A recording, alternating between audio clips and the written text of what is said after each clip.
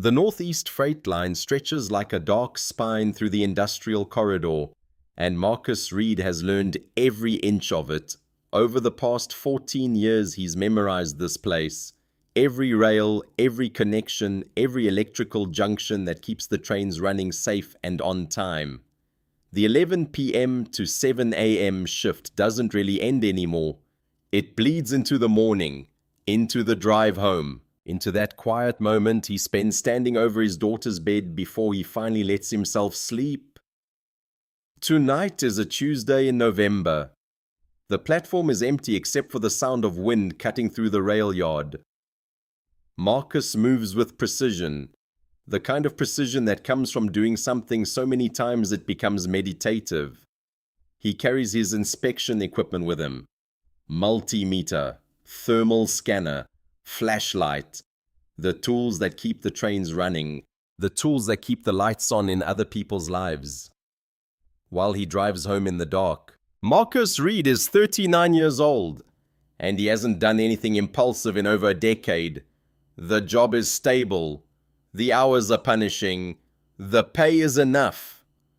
But only if enough doesn't require him to dream about anything beyond his daughter's college fund and the mortgage he'll have paid off in 12 years. If nothing goes wrong, and nothing usually does, that's the trade-off. No surprises, no advancement, no risk, no loss. He's learned to accept this version of life. Most days it feels like the right deal. Zuri was 7 last month. She has her mother's eyes, wide, quick to tears, quick to laugh, and her father's stubbornness. She sleeps with one arm hanging off the side of her bed, like she's reaching for something, even in sleep. Every morning before school she wakes up ready to argue about everything. Why she needs to wear a jacket, why she can't have cookies for breakfast, why her father couldn't come to career day because he works the overnight shift. He doesn't have a good answer for that last one. He just kisses the top of her head and promises to come next year. He's been making that promise for 3 years. Raising her alone wasn't the plan. Plans, he's learned, are things you make before you understand what life actually costs. Her mother left 4 years ago, not cruelly, not dramatically, just with the kind of honesty that almost made it worse. I can't do this version of things she'd said one evening, standing in their kitchen with a packed suitcase, and he hadn't asked her to explain which version she meant. He already knew. The day after she left, Marcus had taken a week off work. He'd picked Zuri up from school early, every single day that week. By Friday, he'd learned something important. Having your daughter home all the time doesn't make the loss hurt less. It just makes it hurt differently. Mrs. Chen, his neighbor, watches Zuri on Tuesday and Wednesday nights. She leaves notes. Zuri did her spelling. She had mac and cheese for dinner. She asked about you. Simple observations that somehow contain everything he needs to know. 2 years ago, Marcus had applied for an advanced supervisory program through the Rail Authority, a 2-year track that could have moved him from maintenance into operations management. The job would have meant better pay, more regular hours, the possibility of actually planning a future. He'd been accepted, he'd registered for classes. Then he realized there was no one to pick Zuri up from school on the days his training ran long. Mrs. Chen helps. But asking her for that kind of commitment felt like asking too much. So he withdrew his application 4 days before the deadline. He'd told himself he'd apply again in the next cycle. He never did. He was in the way of many men who had quietly absorbed too many losses, extremely good at convincing himself that this version of life was fine. Not good, not fulfilling, just fine. Fine was sustainable, fine was safe. The thermal scanner picks up a temperature fluctuation in section 4. Marcus stops, checks it again. Normal range. He makes a note anyway. Attention to detail is what keeps people safe. At 2:47 a.m. he notices something odd. A private rail car. Expensive. The kind that costs more than he makes in 2 years. It's attached to the main freight line. The electrical connection is damaged. The lights inside are flickering erratically, like something running out of time. Marcus frowns. That shouldn't be there. He would have seen the manifesto, would have prepared for it. He approaches carefully, professionally. The car is dark, except for the emergency battery-powered lighting. As he reaches the entrance, the door opens. A woman in a wool coat steps down into the industrial yard. Victoria Sterling is in that moment the least composed she's been in 41 years. The wool coat is not built for November's raw edge. No hat, no gloves. She's been standing on that platform for the better part of an hour, watching the lights flicker, understanding with growing clarity that she has truly and completely run out of time to find a clean solution. But when the maintenance man appears, she immediately shifts into a different version of herself. Black, mid-30s, City Rail Authority jacket, an ID clipped to his chest. The panic doesn't disappear, it just gets locked away, in a place where it can't be seen. "Good evening," she says, though it's nearly 3 in the morning. Her voice is low and precise, the voice of someone used to being listened to. Marcus doesn't respond immediately. He's reading the scene. Expensive car, expensive woman, expensive problem. His mind is already calculating whether this is a situation he should be involved in. "The electrical system is damaged," he says, keeping his tone neutral. "Professional. I should call maintenance dispatch." "Don't call anyone," she says, and she steps closer. "I'm not in danger. I'm not hurt. I just need the system to stop broadcasting its location. I need maybe 2 hours where nobody is tracking where I am." Marcus has been on the rail authority long enough to know when a situation is going to change his life. He recognizes the look in her eyes. Desperation dressed up as control. Decisions already made, waiting only for him to catch up. "What's in the car?" he asks. "Documents, some personal items. A problem I'm running from, not toward." She places her hand on his arm. A gesture that manages to be both commanding and intimate. Her hands are genuinely cold. He can feel it through his jacket. "I won't ask you to do anything illegal," she continues. "I'm just asking you not to make this official. Not yet. Not for the next few hours." Marcus looks at her. Then he looks at the train car, at the damaged electrical system, at the expensive coat and the composed voice that's barely holding together a woman who clearly hasn't slept properly in days. He thinks about Zuri. He thinks about the careful, orderly life he's built, the safety of rules and protocols. He thinks about the fact that nothing in his experience has prepared him for this moment. "Let me fix the electrical system first," he says. "Then we talk about where you're going." It takes him 40 minutes. While he works, Victoria stands nearby, watching him move through the repair with methodical precision. He doesn't ask questions, he just works. It's the kind of quiet competence that people rarely encounter. A man doing his job well, not for recognition, but because the work itself matters. When it's done, the lights stabilize. The car stops broadcasting its location to the maintenance system. Victoria watches him step down from the car, his work boots finding the platform with practiced certainty. "Now what?" Marcus asks. "Now," she says, "you take me somewhere that isn't on any camera or record. And I tell you why." The all-night diner is 6 miles from the rail yard, off a highway exit that nobody really takes unless they're lost or desperate. Marcus drives a 10-year-old sedan, reliable, maintained, paid for in full. Victoria sits in the passenger seat with her hands folded in her lap. Neither of them speaks until they're sitting in a corner booth, under fluorescent lights that make everything look slightly worse than it actually is.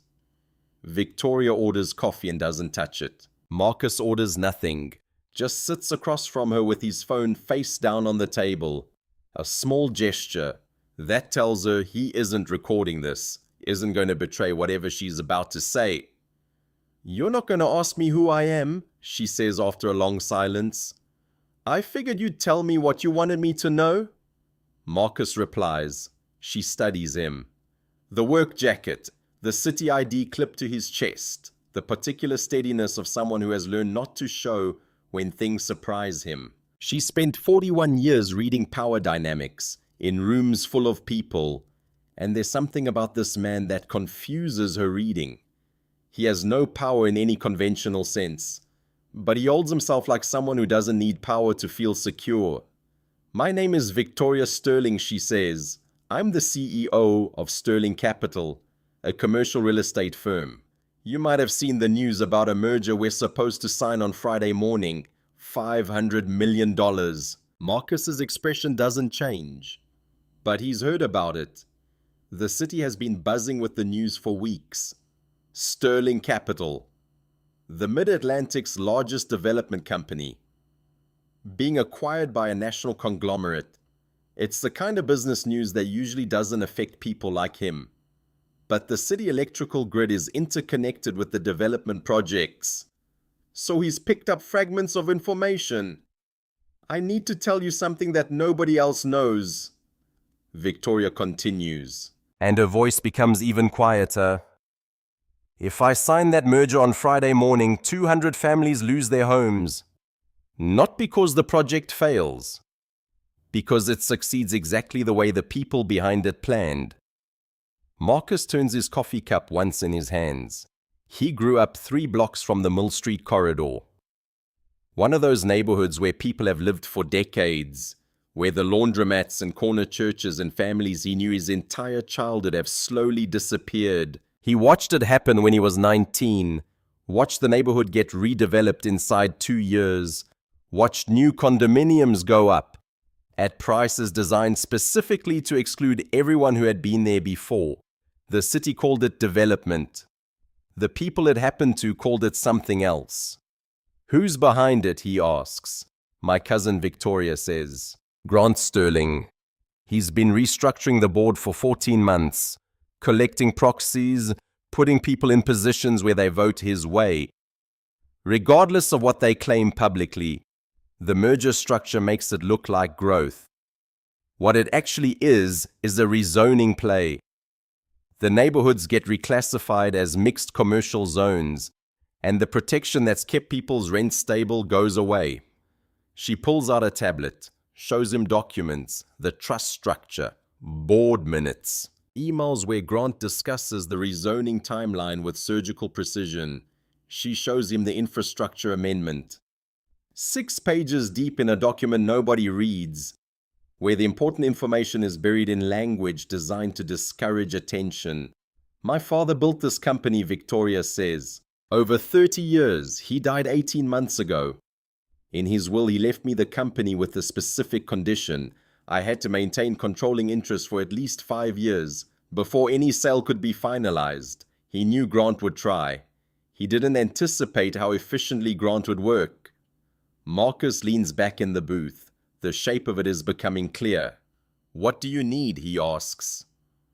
"A way out," Victoria says, "or a way to fight. I'm not sure which yet." "Why me?" Marcus asks. And there's no accusation in the question, just genuine confusion. Victoria is quiet for a moment. She knows she should lie here. She knows the smart thing is to tell him she needs help. Period.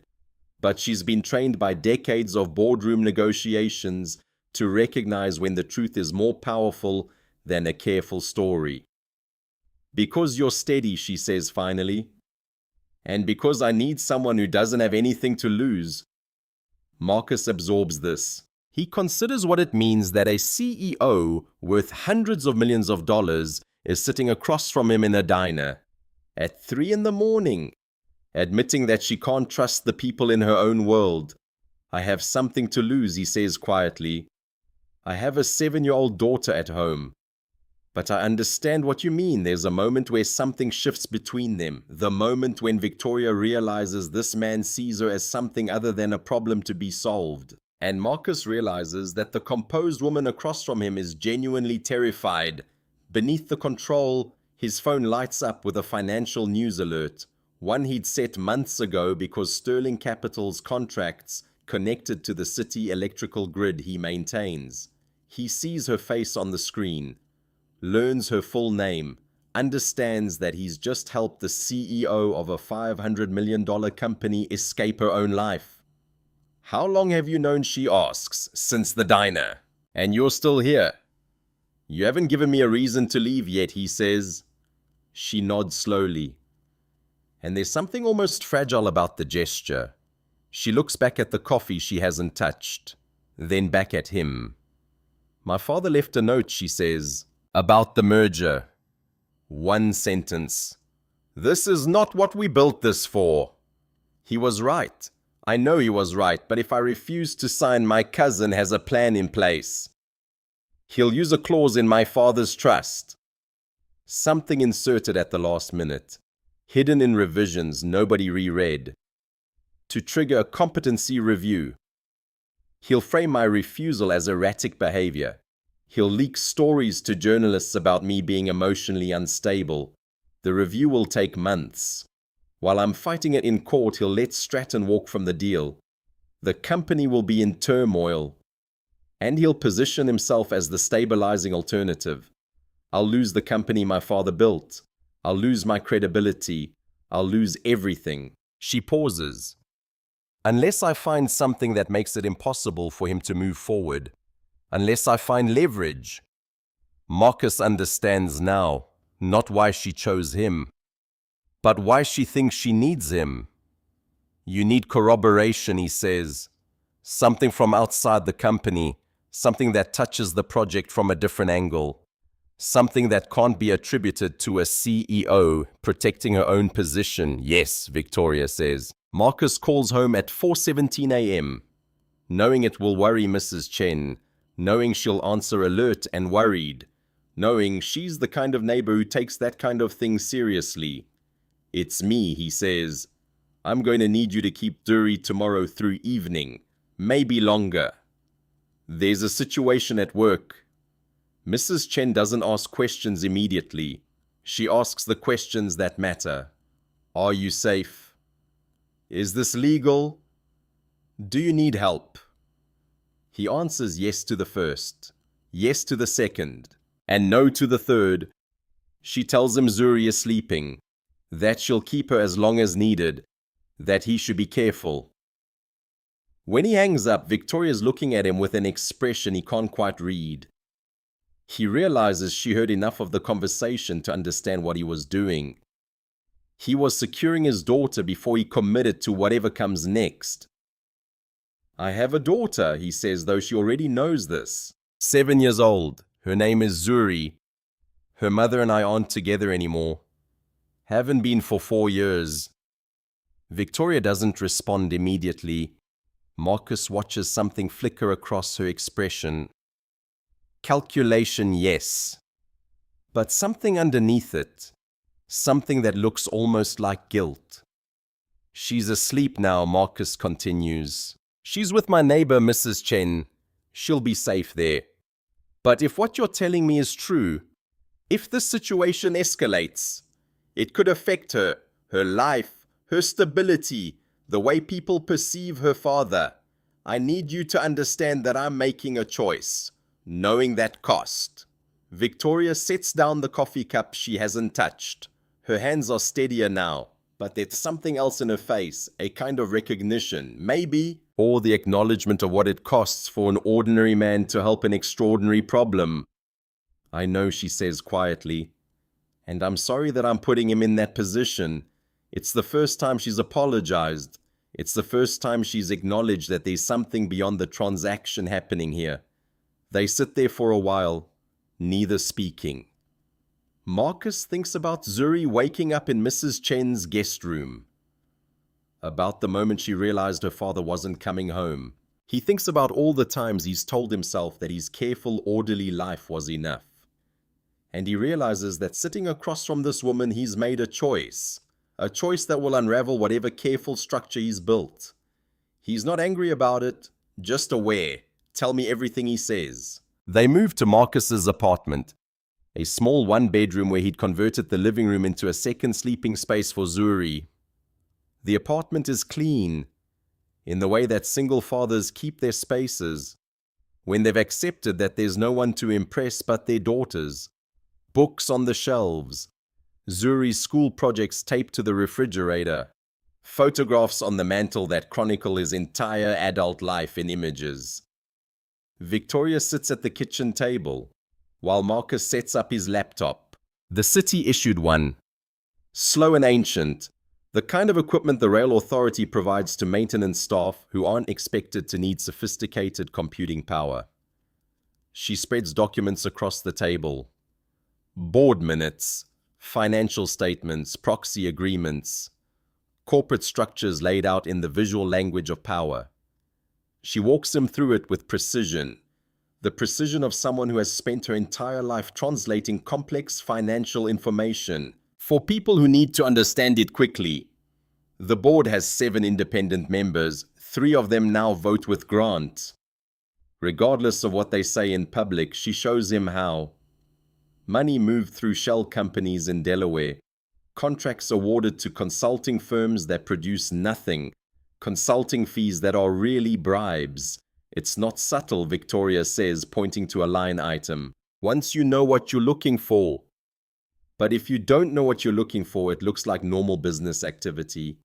Marcus reads the technical details, infrastructure approvals, electrical contractors, municipal compliance filings. He's not a lawyer and has never pretended to be. But he's spent 14 years reading technical documents that other people glossed over. He understands the language of specifications and code sections and buried amendments. This subcontractor, he says, pointing to a line. Vantage Electrical Systems. They're listed as the primary low-voltage contractor for all the Stratton development sites. Victoria nods. Marcus sets down the document.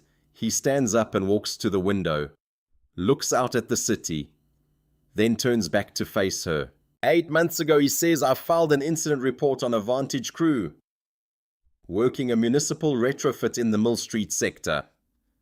3 safety violations in one site. Load calculations that didn't match the permits. I documented everything. Dates, crew IDs, the specific code sections they were out of compliance with. Victoria's expression shifts. She becomes very still. The report went into the system. Marcus continues. I followed up twice. Nothing. I assumed it was the usual backlog. It wasn't backlog, Victoria says quietly. No, Marcus says. It was buried. Because if Vantage gets flagged, the infrastructure approval for the Stratton sites falls apart. And if that falls apart, the entire legal foundation of the merger becomes contestable. He turns back to her. There's no accusation in his voice, just the flat realization of how perfectly the pieces fit together. You knew, he says. I knew a name on a report that had been suppressed, Victoria says. 2 weeks ago, Grant was reviewing infrastructure files. He had a stack of documents on the conference room table. I walked in early. Your report was on top. Your name, your ID number, your signature. She doesn't look away. He closed the folder before I could read past the header. She continues. I didn't know what it was at the time. I didn't know your name. I just knew something was being hidden. Marcus sits back down. He's processing multiple things simultaneously. The violation he'd reported months ago. The system that buried it. The realization that Victoria had discovered his name before they'd ever met. Did you engineer it, he asks. The breakdown on the train platform. Did you know I worked that line? Victoria is quiet for a moment. This is the moment where she could lie. Where a smart woman would lie. To preserve the alliance she needs. But she looks at this man who's already helped her. Who's already risked his stability for her. And she chooses honesty. The breakdown was real, she says. The storm was real. I lost control on the ice, trying to get away from the hotel without security. But when I realized who you were, when I understood that you worked that line, that you drove that road after your shift, she pauses. Yes. I understood what that meant for what I was trying to do. You were going to use me, Marcus says. It's not a question. In the beginning, Victoria admits, your report corroborates my story. It shows the merger infrastructure was legally flawed from the start. It shows a pattern of suppression. It gives my story credibility that it doesn't have coming just from me. And now Victoria looks at him directly. Now I don't know. You're not useful anymore. The report is already documented, already in the system, and I'm still sitting here with you telling you things I shouldn't tell anyone. So either I'm making a terrible mistake or something's changed. She lets the silence sit between them. I'm hoping it's the second one, she says quietly. Marcus doesn't respond immediately. He stands, moves to the window again, looks out at the city coming toward dawn. Somewhere in this city, Zuri is sleeping in Mrs. Chen's guest room. Somewhere in this city, his entire careful, orderly life just became significantly more complicated. What happens if we go public, he asks. We lose any legal strategy. We lose the ability to negotiate. We become the story instead of the evidence. But people know the truth. People know one version of the truth, Victoria says. The question is whether that version can stand against 14 months of Grant's preparation and the power of people who want this merger to happen. Marcus turns to face her. My daughter is 7 years old, he says. She doesn't understand corporate corruption or board dynamics or the difference between legal and technically illegal. She just knows her father. And if I'm going to do this, I'm going to do it in a way that doesn't make her ashamed of who I am. I'm going to do it in a way that teaches her that some things matter more than safety. Victoria nods. She understands that he's made a choice. Okay, she says, let's figure out how to burn them. The sun rises over the city at 6:48 a.m. and Marcus still hasn't slept. Victoria's asleep on his couch, her expensive coat draped over the arm. Her body finally allowing itself the kind of rest that only complete exhaustion permits. He sits at the kitchen table with the documents spread out, reading through his own report from 8 months ago, tracing the path from his careful documentation to suppression, to the moment a woman fell into his life and made him complicit in exposing corruption. At 7:15 a.m. his phone buzzes, a text from Mrs. Chen. Zuri asking about you, she's okay. But she's asking, he types back, tell her I'm handling a situation at work. Tell her I love her. By 8:30 a.m. Victoria wakes. She looks around the small apartment, at the evidence of his life, the structure he's built, the photographs that document his journey from teenage father to mature man trying to do right by his daughter. She sees his life clearly, maybe for the first time, and the weight of what she's asking him to do becomes viscerally real. I need to tell you something, Marcus says, and his voice is steady, but his jaw is tight. When I woke up this morning, I had a plan, a life plan. It wasn't ambitious, just stable. Work, raise Zuri, maybe eventually move to that supervisory position I've been putting off. Keep my head down, keep my daughter safe, build a quiet life. Victoria watches him. And then he continues. You arrived in the middle of my careful life, and I realized something. I realized that I've been so focused on protecting Zuri from chaos that I've been teaching her to be small. I've been showing her that survival is more important than principle, that keeping the peace is more important than truth. I'm sorry, Victoria says. Don't be, Marcus says. I'm not angry. I'm just clear about what I'm choosing. I'm choosing to be the man Zuri's gonna look up to. I'm choosing to be someone who made hard decisions because they were right, not because they were safe. He walks to the window. Outside, the city is waking up. People are going to work, living their lives. Unaware that in a small apartment in a working-class neighborhood, a decision is being made that will reverberate through the corporate world. My question, Marcus says, turning back to face her, is whether you're making the same choice. Because we can take these documents to the authorities, we can build a case, but we can also try to negotiate, try to force Grant into a corner where he has to back down without a public fight. That's the safer route, but it's also the route where he might survive this, where he might disappear into some other company, some other scheme, and do the same thing somewhere else. Victoria stands. She walks to the window and stands beside him. The morning light is soft, almost tender, which feels wrong for the conversation they're having.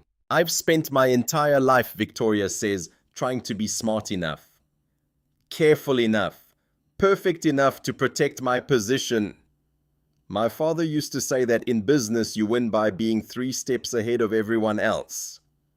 I've been 3 steps ahead my entire career, and it's made me someone who could watch corruption happen and still be calculating the safest way to respond.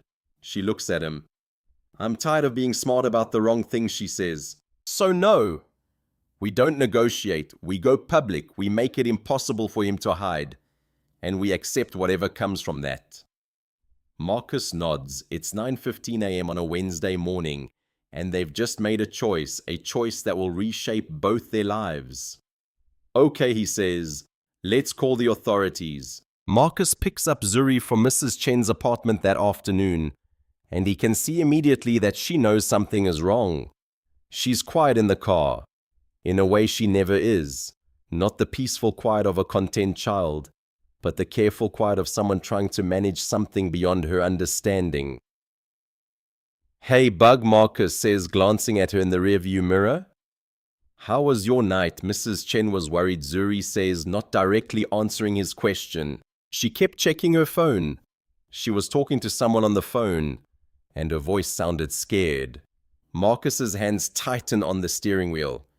He'd hoped to shield Zuri from this, but he's learning that shielding children from reality just teaches them to distrust the adults who claim to be protecting them. Your dad is handling something at work, he says, keeping his voice steady. It's not dangerous, but it's complicated, and it might be strange for a little while. Is Mommy coming back? Zuri asks, and her voice is so small that it cracks something in him. No, baby. Mommy isn't coming back. We've talked about that. Are you leaving? Zuri's eyes are wide in the mirror. Terrified. No, Marcus says firmly.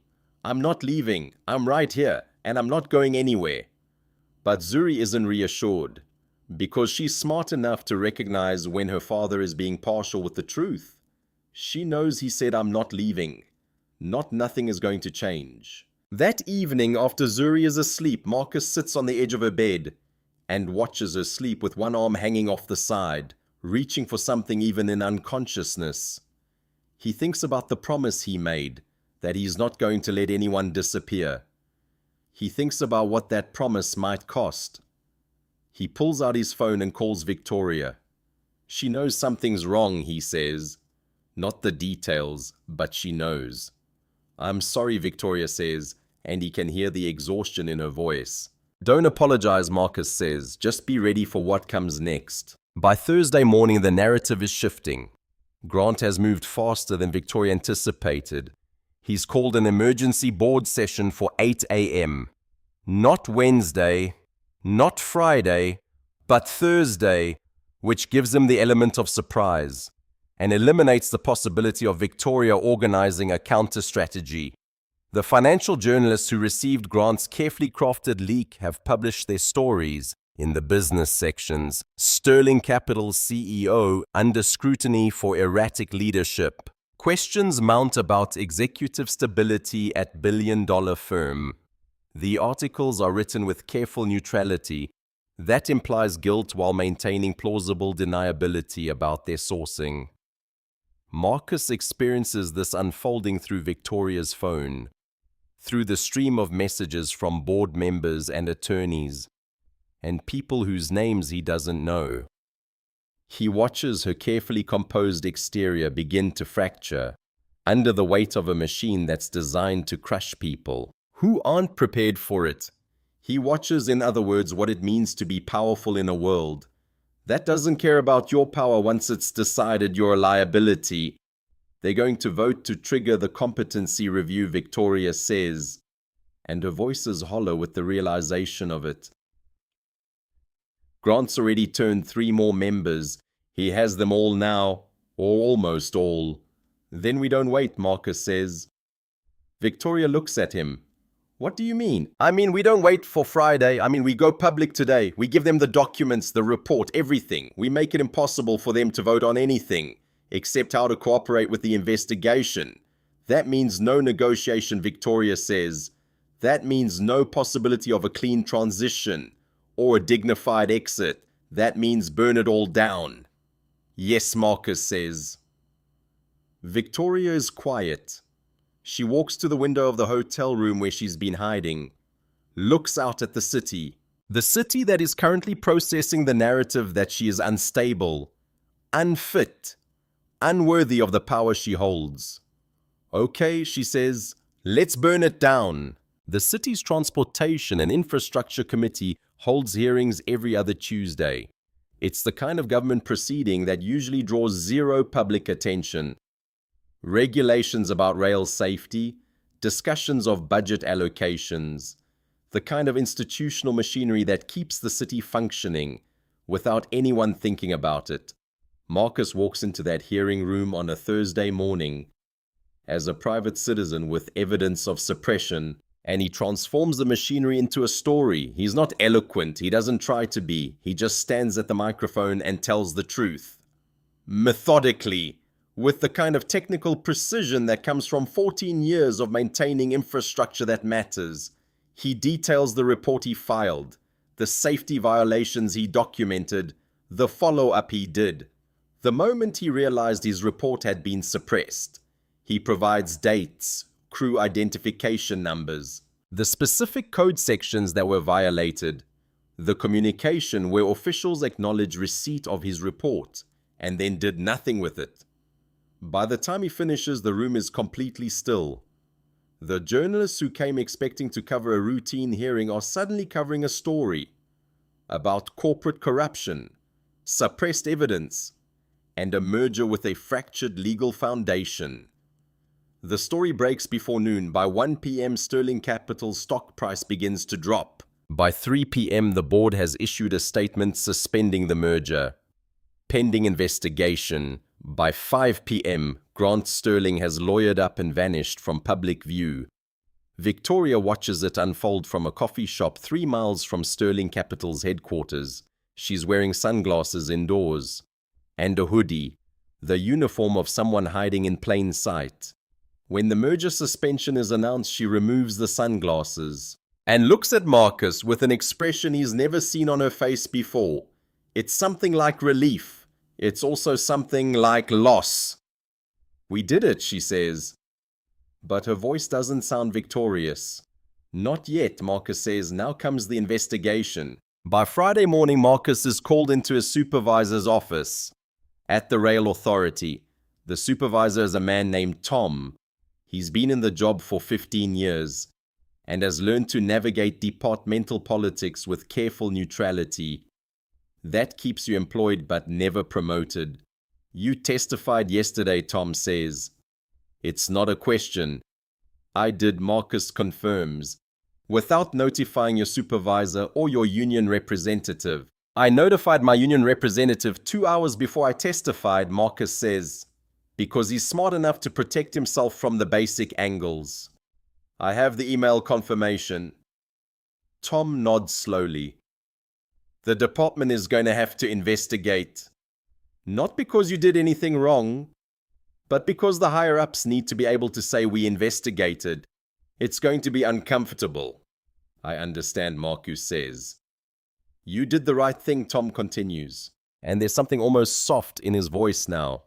That took guts. Stupid guts, but guts. Make sure you document everything. Marcus returns to his regular shift that evening. He's exhausted, in a way that sleep won't fix. He keeps thinking about Zuri, about the moment she realizes her father is the person the news is talking about. Meanwhile, Victoria is dealing with her own institution. The board has suspended her pending investigation. She's technically still CEO, but her authority is frozen. Grant is cooperating with authorities, which means he's telling them exactly enough to implicate everyone except himself. She and Marcus don't see each other that night or the next day. They exist in parallel, both validated by events, both terrified about what comes next. 3 weeks of careful reconstruction, federal investigators with suits and notepads, interviewing everyone, piecing together the mechanisms of corruption. Marcus is interviewed twice, once officially, once informally. His union representative attends both times. He brings his original incident report, his photographs from the site, his follow-up communications. He's a good witness because he's not trying to be a witness. He's just telling the truth. Victoria's interviewed 7 times.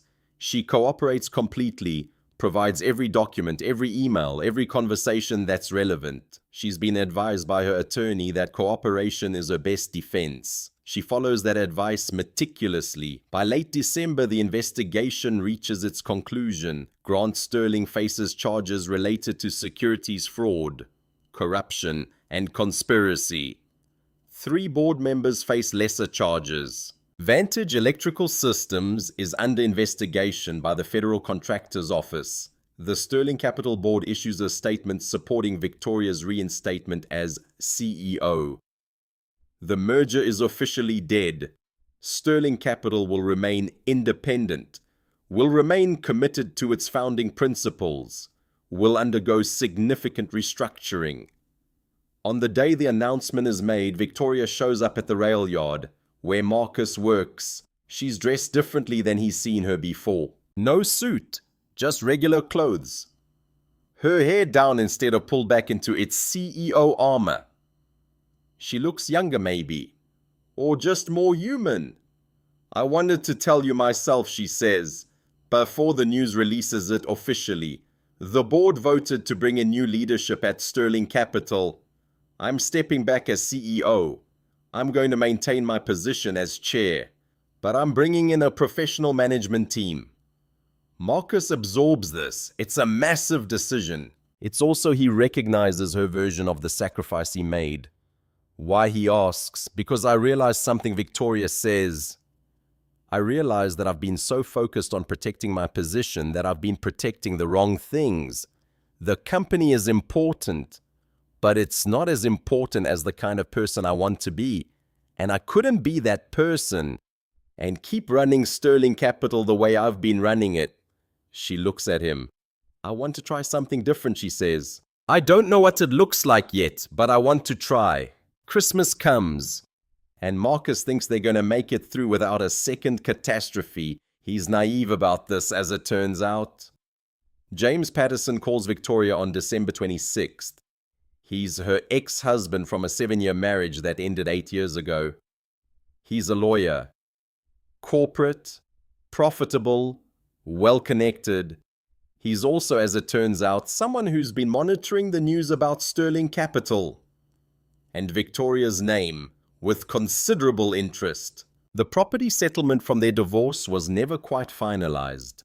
There's a house that they co-owned, with a complex arrangement about its sale and the division of proceeds. The paperwork sat for 8 years. Because Victoria was focused on the company and James didn't care enough to push it, now he cares. Now Victoria has stepped back from the company and is vulnerable to pressure in ways she wasn't before. Now her relationship with Marcus is public knowledge, and James has identified a lever. He calls with a proposal. He's willing to finalize the settlement, but he wants a much lower sale price for the house. Significantly lower. The kind of lower that represents a transfer of wealth from Victoria to him. In violation of their original agreement, I have leverage, he tells his lawyer, who advises against this approach but listens anyway. She's with this black maintenance worker. Though optics are complicated for her, the social world she comes from doesn't look kindly on that kind of pairing.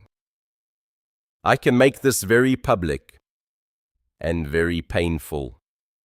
Victoria receives the first draft of his proposal on a Tuesday in January. She reads it, and something in her hardens. He wants to use you, she tells Marcus that evening. He wants to use the fact that we're together as pressure to make me accept a settlement that violates our agreement. Let him, Marcus says. What Victoria looks at him like he's suggested something insane. Let him try to use us, Marcus repeats. Let him make it public. Let him say whatever he wants to say about an interracial couple. And then let's see how that plays out in a modern courtroom. When he's trying to use racial assumptions about who's appropriate for whom. Victoria is quiet. He's counting on you being ashamed, Marcus continues. He's counting on you hiding. Because you're worried about how this looks to people. Don't hide. Make him defend why he thinks that matters. By February, they've started a tentative cohabitation. Victoria has an apartment in the city. Expensive, elegant, the kind of space that reflects her position in the world. Marcus is living there 2 or 3 nights a week, bringing Zuri on weekends. It's an odd arrangement, but it works for the moment. And then Victoria suggests something that brings their fundamental differences into sharp focus. I want us to move, she says, to a house, a real house, somewhere with a yard where Zuri could have friends, where she could play safely outside. I have an apartment, Marcus says. It's paid for. I own it. I know, Victoria says, but it's a 1-bedroom. Zuri sleeps in the living room. There's no stability in that arrangement. There's complete stability, Marcus says. And there's something hard in his voice now. There's no mortgage, no landlord, no one who can take it from me. Victoria doesn't understand. She wants to understand, but she's never lived in a world where housing security is something you have to fight for. I'm not trying to take anything from you, she says. I'm trying to build something with you. By replacing what I've built, Marcus says. Every time you see my life, you see something that needs fixing. I'm not a problem that needs your solution, Victoria. I'm a man who's built a life with what I have, and I need you to respect that. Victoria is quiet. She stands in her expensive apartment, surrounded by furniture that costs more than his car. And she realizes something that she should have understood long before now. Her love looks like charity to him, and his self-respect won't let him accept charity. I'm sorry, she says. I didn't mean it like that. I know, Marcus says. But that's how it felt. They don't talk about moving again. But the conversation sits between them. A reminder that they're not just from different worlds. They're from fundamentally different ways of understanding safety and stability. Zuri's school holds a Family Day celebration in early March. A chance for families to attend their child's classroom, meet the teachers, see the work their children are doing. Marcus and Victoria decide to attend together. It's a Friday morning, and the school is filled with families. Most of them look a certain way, mostly white, mostly affluent, mostly the kind of people who talk about education the way Victoria does, as an investment in human capital. They walk in together. Marcus in his work clothes. He came straight from a shift. Victoria in casual elegance that's still somehow clearly expensive. And Zuri between them, holding both their hands. Marcus feels the looks immediately. He's trained himself not to notice them after 39 years. But standing next to Victoria, they become impossible to ignore. The moment of recalibration, the quick assessment, the barely concealed judgment. One mother approaches them directly, blonde, with the kind of confidence that comes from a lifetime of knowing you belong. Zuri is such a bright student, she says, addressing Marcus while looking at Victoria with barely concealed curiosity. So are you? She doesn't finish the question, but they all know what she's asking.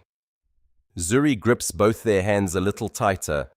She's 7 and smart, and she understands that something about their family is being evaluated in that moment. Victoria doesn't hesitate. She extends her hand to the mother. I'm Victoria, she says. Zuri's stepmother, boyfriend, family. Pick whatever word works for you. The mother's face goes carefully blank. She shakes Victoria's hand and excuses herself. As they move through the school, Marcus watches Victoria carry this experience differently than he does. He's learned to make himself smaller in spaces like this. Victoria, by contrast, seems to expand, to take up more space, to hold her head higher, to make it clear through sheer presence that she belongs there.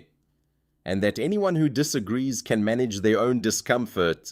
They look at Zuri's classroom work, they listen to her teacher talk about her progress, and at the end when they're leaving, Zuri squeezes both their hands and says in that casual way children have of understanding things adults are still working through, "I'm glad you both came." In the car on the way out, Marcus looks at Victoria. "Thank you," he says. "For what? For not pretending we're something we're not. For not apologizing for us." Victoria reaches over and squeezes his hand. "I'm done apologizing for my life," she says. "I'm done making myself smaller to make other people comfortable." In April, James Patterson does something. Something that crosses a line even he should have recognized.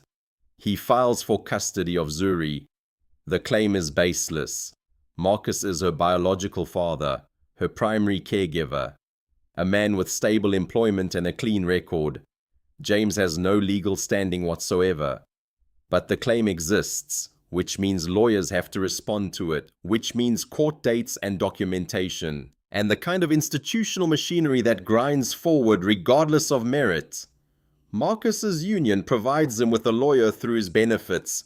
The lawyer is good, smart, experienced, someone who's handled cases like this before.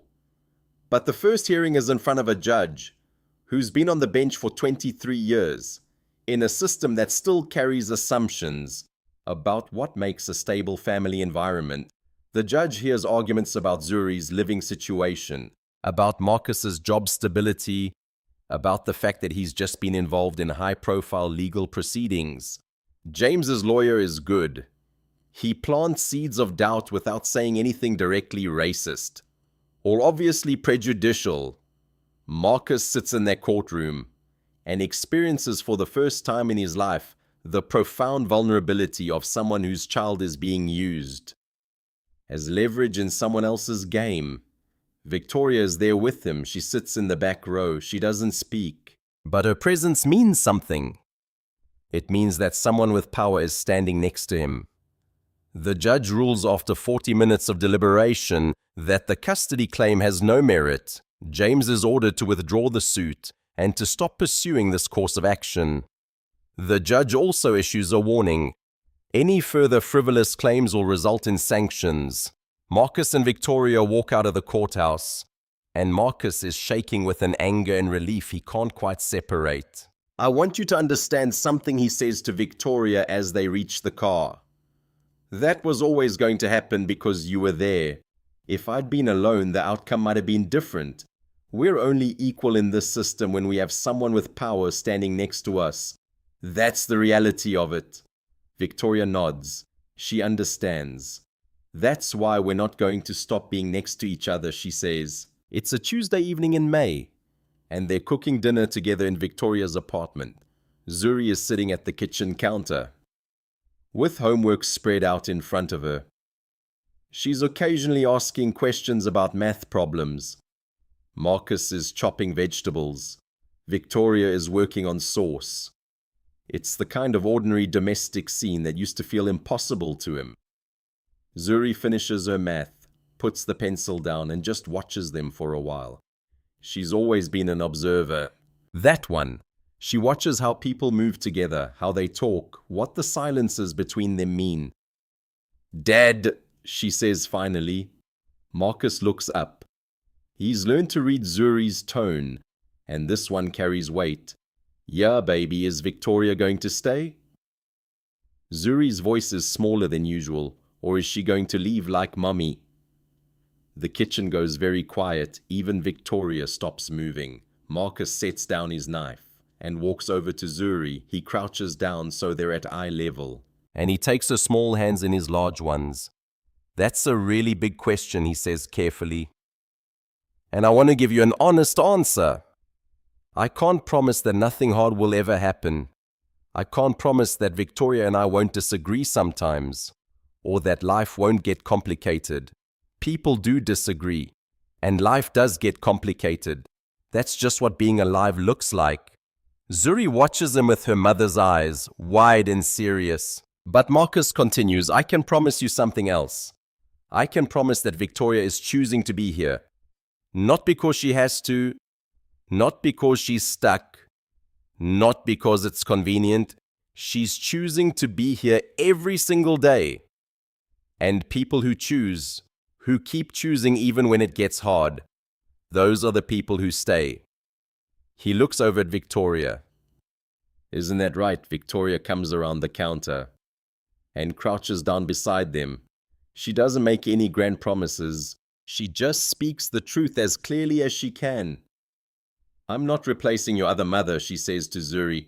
I can't do that, but I can be someone who loves your dad and loves you. I can be someone who chose both of you. Not by accident or circumstance, but by decision. And I'm going to keep choosing. Even when things get complicated. Especially then. Zuri is quiet for a moment. Then she asks the question that's probably been driving everything else. Can I call you mommy? Victoria doesn't rush to answer. She considers what the question means. What it costs Zuri to ask it. What it means to accept it. That's something we should talk about as a family, she says finally. Your dad and I, because it's a big word and it means something. It doesn't mean I'm replacing your other mother. It means you have another person who loves you like that. Is that okay? Zuri nods slowly. Can I think about it? Of course, Victoria says. You can think about it as long as you need to. By the end of May, they make a decision. They buy a house together. Not Victoria's choice of elegant neighborhood. Not Marcus's apartment, but a compromise.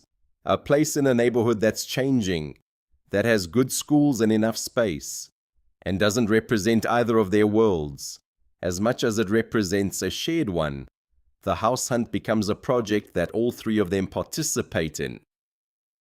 Zuri has strong opinions about bathrooms and kitchen layouts. Marcus cares about the electrical systems and the structural integrity.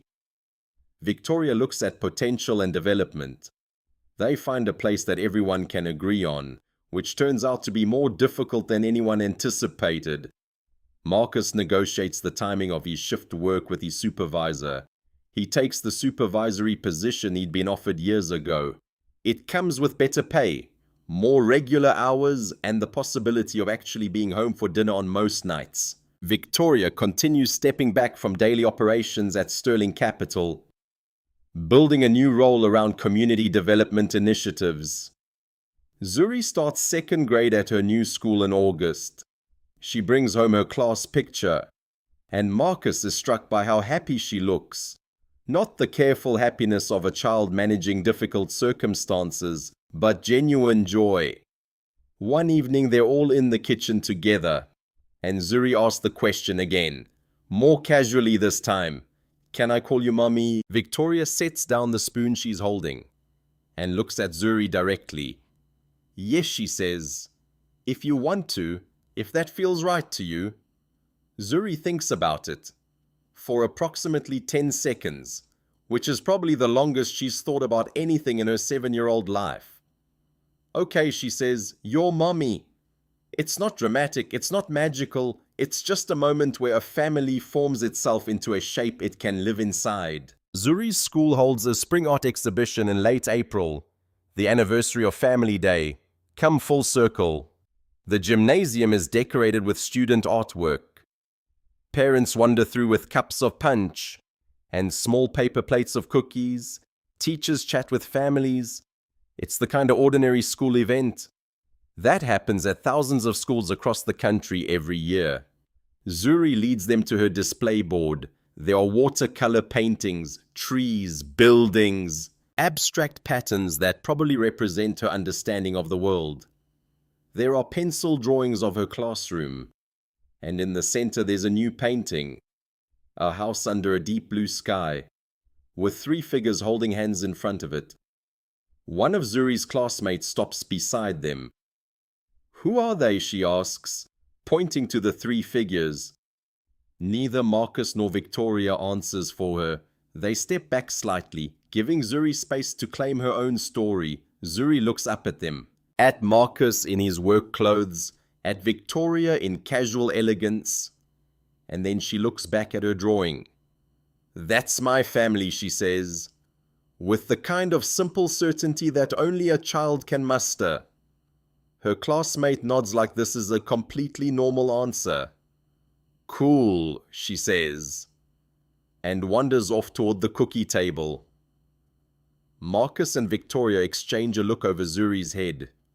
There's something almost sacred about the moment when Zuri claims this version of her family publicly, without apology, without explanation, just as a fact of her life.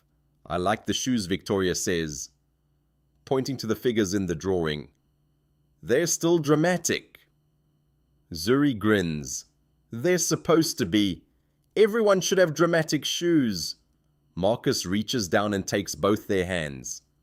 Without having to think himself into courage, they stand there together, in the bright school lights, past the moment where anyone who cared was watching, and Marcus understands something important. Love, when it's real, doesn't need to be defended.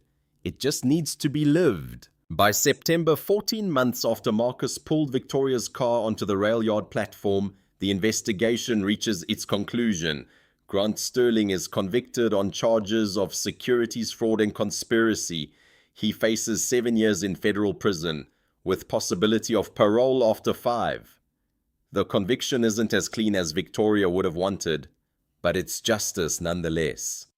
He will spend time understanding what his corruption cost, and that matters. Vantage Electrical Systems loses its municipal contracts. Their CEO faces charges related to bribery and falsifying safety records. The company, it turns out, has been cutting corners for years. Marcus's report was just the beginning of what a more careful investigation revealed. 3 board members plead guilty to lesser charges related to accepting bribes. They forfeit significant portions of their wealth and face the public humiliation of exposure. James Patterson is reprimanded by the Bar Association for his custody claim and required to undergo ethics training. The East Side neighborhoods that were going to be displaced are spared. A new development plan emerges, one that preserves the existing community, while adding new housing in a way that doesn't displace people. It's not perfect, but it's real, and it protects people who would otherwise have been scattered across the city. Sterling Capital, under new professional leadership, commits to a new investment strategy, focused on community-centered development. Victoria takes on a role as community advisor, using her expertise and her wealth in service of outcomes that actually benefit the communities where development happens. Marcus receives a formal commendation from the city for his integrity and cooperation with the investigation.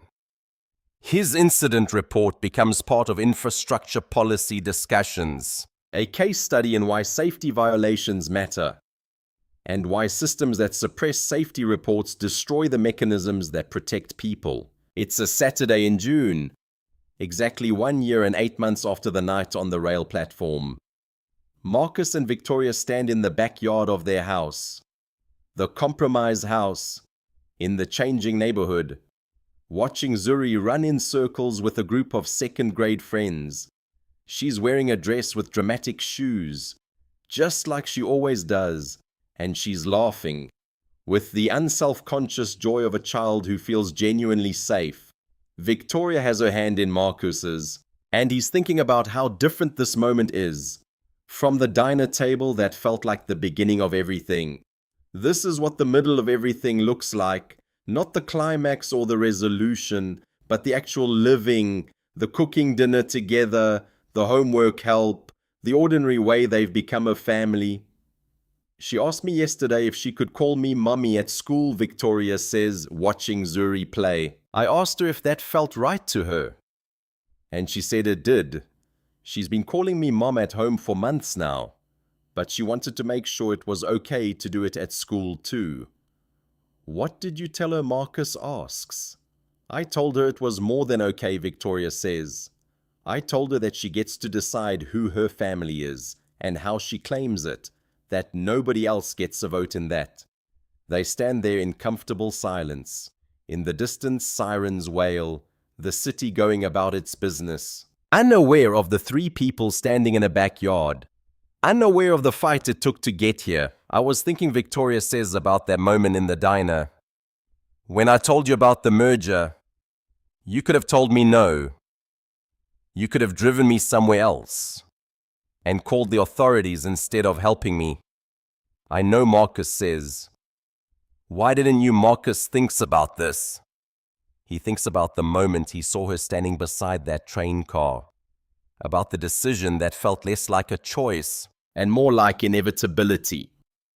He thinks about the man he was before Victoria Sterling existed in his world and the man he's become. Because he says, finally I recognized that you were trying to do something that mattered, and I knew you needed help, and I knew that helping you meant becoming a version of myself. I'd been putting off becoming, so I chose to help, not because it was safe, but because it was right. Victoria leans her head against his shoulder. In the backyard, Zuri is teaching her friends the dance from a music video she loves. She's completely unself-conscious about it. Completely sure of her right to take up space. I think I figured out something, Victoria says. About family. About love. About what matters. I think I spent so much of my life trying to protect myself that I forgot that real safety doesn't come from protection. It comes from choosing people who choose you back. Marcus squeezes her hand. Zuri runs over to them, breathless. Mom! Dad, can we do ice cream? She asks, using both their titles like they're the most natural words in the world. Like now is good, Marcus says. And they walk together toward the car. This man, this woman, this child, a family that looks different than any of them expected, but absolutely true. 6 months later, on a bright morning in December, Marcus stands on the rail platform at dawn. The trains are preparing for the early morning routes. He's been promoted to track operations supervisor, which means his schedule has shifted. He now works days instead of nights. A car pulls up to the fence. Victoria's car. She rolls down the window, and Zuri is in the passenger seat with a paper bag. Breakfast surprise, Zuri announces. We brought bagels and hot chocolate from your favorite place. They pull up as close as security allows, and Marcus takes a break from his inspection to sit on a nearby bench with the two of them. They eat bagels on a platform where he used to work nights alone, and now he's sitting here, in the soft morning light, with the family that he built, by choosing honesty over safety. Zuri tells him about school. Victoria updates him on a community development project. They're ordinary conversations about ordinary life, but they're infused with a kind of grace that only comes from people who've been tested and chosen each other anyway. As they prepare to leave, Victoria reaches for his hand. I have something I want to ask you, she says. Marcus is suddenly nervous. He's not sure what the question is, but he can feel its weight. I'm listening, he says. I want to make this official, Victoria says. Not the legal part. I don't care about that. Technically, we're already a family. I want to do it publicly. A ceremony, nothing huge, just people who matter to us. I want to stand in front of them and say that this is my family, that you're my commitment, that Zuri is my daughter in every way that matters. I want to do that if you want to do it with me. Marcus looks at this woman. Who fell into his life from a broken train car? Who taught him that sometimes you have to risk everything to save what matters? Yes, he says, I want that. Zuri, who hasn't been told about this question, erupts into celebration. That causes several transit workers to look over in amusement. She's 7 years old, and completely certain that her family is perfect exactly as it is. They drive away as the sun rises over the city, and Marcus watches them go. Then he returns to his inspection, checking the electrical systems that keep the trains running, the infrastructure that allows the city to function. He's just a maintenance man, nothing special, but he's also a man who chose his daughter's well-being over his own safety. A man who helped expose corruption because it was right. Not because it was convenient, a man who built a family with someone from a completely different world and made it work through honesty and commitment, and the stubborn refusal to let fear make every decision. The trains run on time, the lights stay on, and somewhere in the city, a family that looks different than anyone expected is learning what it means to truly belong to each other. Sometimes a family begins with loss. Marcus knew this from his childhood, from watching his mother work 3 jobs to keep him fed. Sometimes a family begins with survival, with the bare fact of people enduring together when the world makes that difficult. And sometimes, if you're very lucky, a family begins the moment someone refuses to walk away. When leaving would be easier. The moment someone says, "I choose you. I choose this.